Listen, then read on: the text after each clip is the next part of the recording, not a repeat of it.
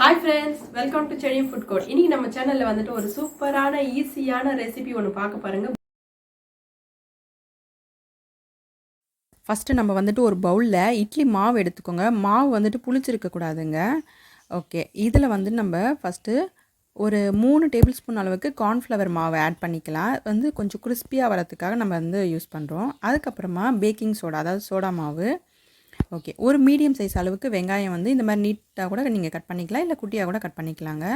அதுக்கப்புறமா பச்சை மிளகாய் வந்துட்டு நான் 2 எடுத்துருக்கேன் காரத்துக்காக. ஓகே. இஞ்சி வந்துட்டு இந்த மாதிரி கட் பண்ணி வச்சுக்கோங்க. அதுக்கப்புறமா கறிவேப்பிலையும் கொத்தமல்லியும் கட் பண்ணி வச்சுக்கோங்க, அதையும் ஆட் பண்ணிக்கோங்க. ஓகே. இது எல்லாத்தையும் வந்துட்டு மிக்ஸ் பண்ணணும். அதுக்கு முன்னாடி கொஞ்சமாக உப்பு சேர்த்துக்கோங்க. ஃபஸ்ட்டு தண்ணி ஊற்றாதீங்க. மிக்ஸ் பண்ணிட்டு அப்புறமா வந்து தண்ணி வந்து கொஞ்சமாக ஊற்றி நம்ம மிக்ஸ் பண்ணிக்கலாம். ஓகே. இது வந்து நல்லா மிக்ஸ் பண்ணி விட்டுருங்க. உப்பு தேவைன்னா இன்னும் கொஞ்சம் ஆட் பண்ணிக்கோங்க. அதே மாதிரி பச்சை மிளகாய் வந்து இன்னும் கொஞ்சம் காரம் வேணும் அப்படின்னா இன்னும் ஒரு சின்ன சைஸ் அளவு பச்சை மிளகாய் சேர்த்துக்கோங்க. ஓகேங்க. இப்போ நான் வந்துட்டு கொஞ்சமாக தண்ணி ஆட் பண்ணுறேன். தண்ணி ஆட் பண்ணிவிட்டு கொஞ்சம் மிக்ஸ் பண்ணி விட்டுக்கோங்க. அதாவது நம்ம போண்டா எடுத்து போடுற அளவுக்கு அந்த மாவு இருக்கணும். இங்கே பாருங்கள், கொஞ்சம் நல்லா வந்து மிக்ஸ் பண்ணியாச்சு. அந்த கார்ன்ஃப்ளவர் மாவுலாம் அங்கங்கே இல்லாமல் நல்லா மிக்ஸ் பண்ணிக்கோங்க.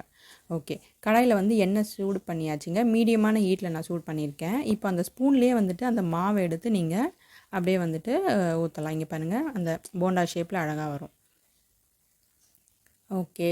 அடுப்பு வந்துட்டு மீடியம்லேயே இருக்கட்டும்ங்க, ஃபுல்லாலாம் வைக்காதீங்க. அப்போ தான் வந்து உள்ளேயும் நல்லா வேகும்.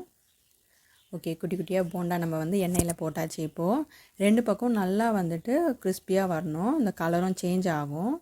எப்பவுமே வந்துட்டு இட்லி, தோசை வந்து சுட்டு கொடுக்கறதுக்கு நீங்கள் வந்து இந்த மாவுலேயே வந்து இந்த மாதிரி போண்டா சுட்டு கொடுங்க. காலைல பிரேக்ஃபாஸ்ட்டு இல்லைனா ஸ்நாக்ஸுக்கு வந்து ரொம்பவே ஆப்டாக இருக்கும். குழந்தைங்க வந்து ரொம்ப விரும்பி சாப்பிடுவாங்க இந்த மாதிரி நீங்கள் செஞ்சு கொடுத்தீங்கன்னா. ஓகே. இப்போ வந்து நல்லா அதை வந்து நீங்கள் திருப்பி விடுங்க. ஸோ அப்போ தான் எல்லா பக்கமும் நல்லா வந்துட்டு வேகும், அந்த கலரும் சேஞ்ச் ஆகும். இங்கே பாருங்கள், சூப்பராக இருக்குது. இதுக்கு வந்து நீங்கள் தேங்காய் சட்னி இல்லைனா கார சட்னி கூட வச்சுக்கலாங்க. ஓகே. நல்லா வந்துட்டு கலர் சேஞ்ச் ஆகிடுச்சு. இப்போ வந்து நம்ம எண்ணெய் வடிச்சிட்டு அதை எடுத்துடலாம் நம்ம. ஓகே. எண்ணெய் வடிச்சிட்டு இப்போது நம்ம எடுத்துட்டோம். ஓகேங்க, சூப்பரான இட்லி மாவு போண்டா ரெடி. இந்த ரெசிபியை பார்த்து நீங்கள் என்ஜாய் பண்ணுவீங்கன்னு நினைக்கிறேங்க. இதை மறக்காமல் இதை உங்கள் வீட்டில் செஞ்சு பாருங்கள். அது மட்டும் இல்லைங்க, இந்த சேனலை வந்து சப்ஸ்கிரைப் பண்ணுங்கள், லைக் பண்ணுங்கள், ஷேர் பண்ணுங்கள். நன்றி.